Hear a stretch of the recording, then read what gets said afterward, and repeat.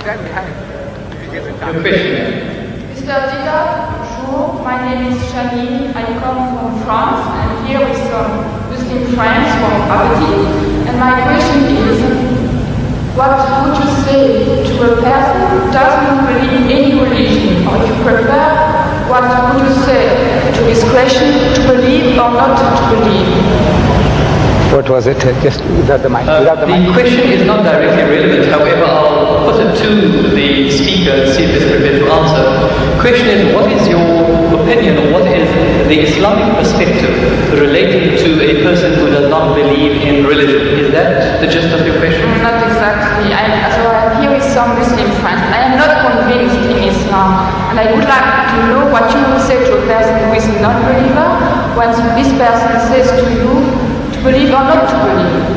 Oh, yes, alright. If one is questioned by a non-believer, and the question is, what do you say about believing or not believing? What is the Islamic perspective?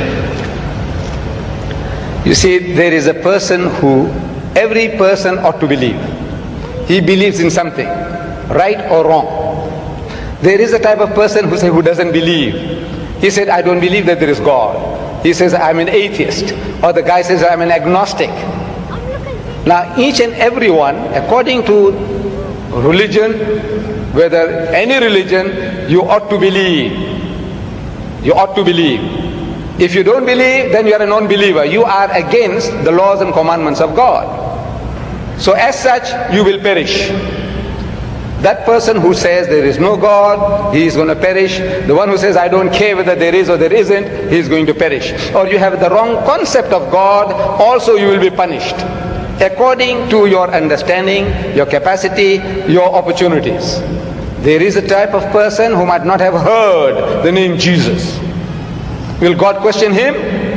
It's unjust, it's unfair. The lunatic, the child, will God question him? Why didn't you believe in my son, Jesus? No. Why didn't you believe in Muhammad? No. You see, each person will be judged according to his understanding, according to his opportunity, his know-how, and the message having reached him or her. So as soon as the message is delivered to you, and you can see the truth, but for some worldly reasons, maybe to please the family, please my people, please this, please that, you said, no, I will not accept the truth.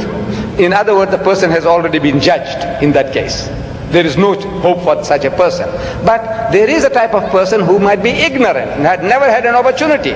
Like the South Sea Islander. Let's say he never heard about Jesus, he didn't hear about Muhammad, he didn't hear about anything. But he was leading a life according to his norm, according to his standards.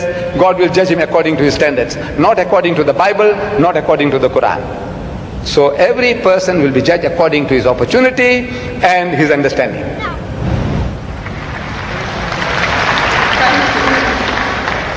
Ladies and gentlemen, we unfortunately have just about a minute left of question time. All good things have to come to an end, so we can only accommodate one further question. Mr. Didan, I have impression that my question has been misunderstood. I didn't want to challenge you or to hurt you.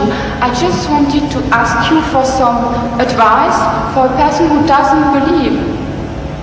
I just wanted also to ask you for advice because I am not a believer. I would want to believe in Islam, but I just want some advice. Yes,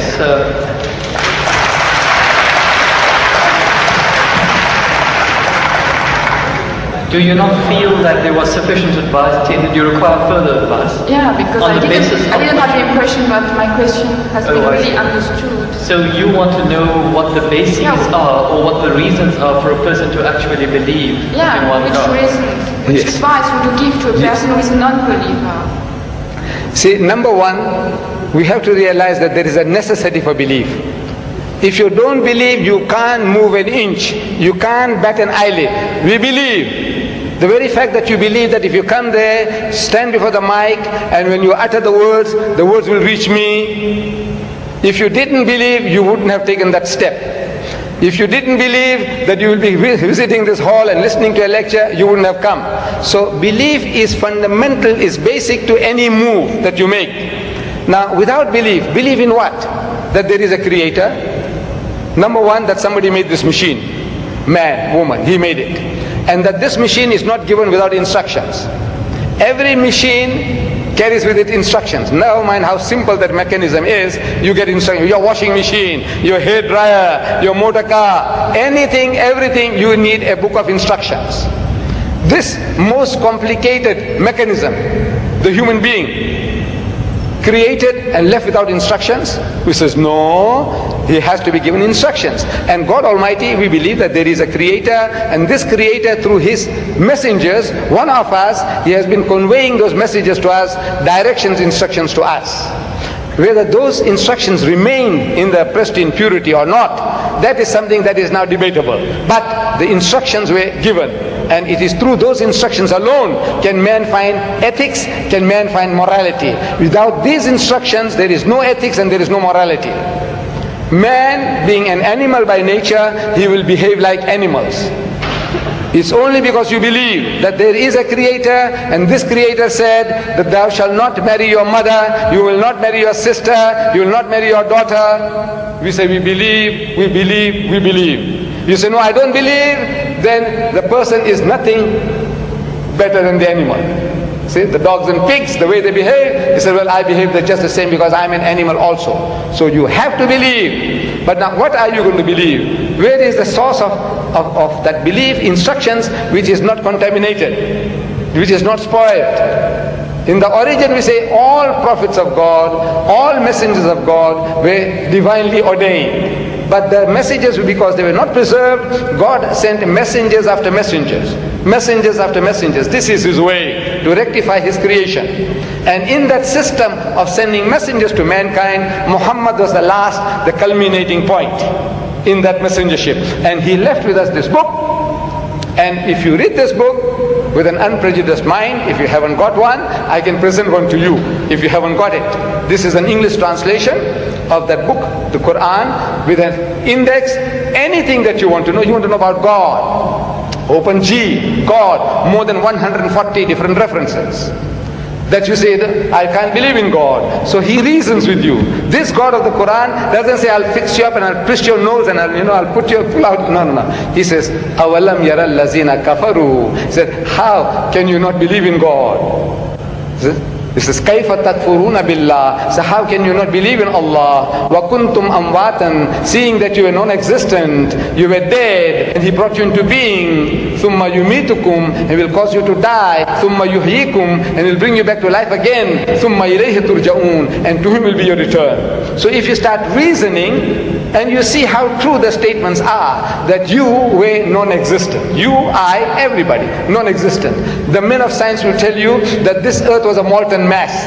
Billions of years, there was nothing on this earth, no life. The thing was all boiling, boiling, boiling. And the vapors went up and came down, and the vapors went up and came down, and over a period of millions of years, it started to cool. And then life started to germinate, and so on and so on. So there was a time when mankind was non-existent, and God brought you into being. Very true. And now you're going to die. But that is not the end. There is something in you which is other than the body, that real you. Now that real you, which is the driver of this body of yours, will be made to account for your actions. It's only natural that this person, like Hitler, look, he got away with it. He incinerated 6 million Jews. On account of him, 40 million people died in the Second World War. He's just going to get off scot-free? If he says, no, I don't believe, and there's nothing there on the other side, that means he's free, finish.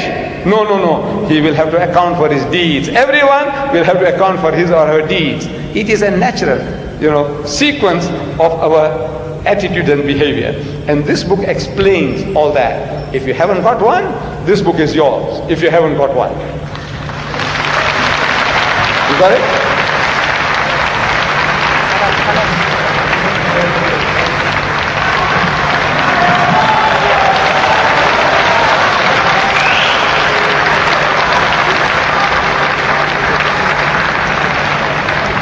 Ladies and gentlemen, unfortunately, all good things have to come to an end. Where at the end of our time span, we cannot accommodate any further questions. Whilst we'd like to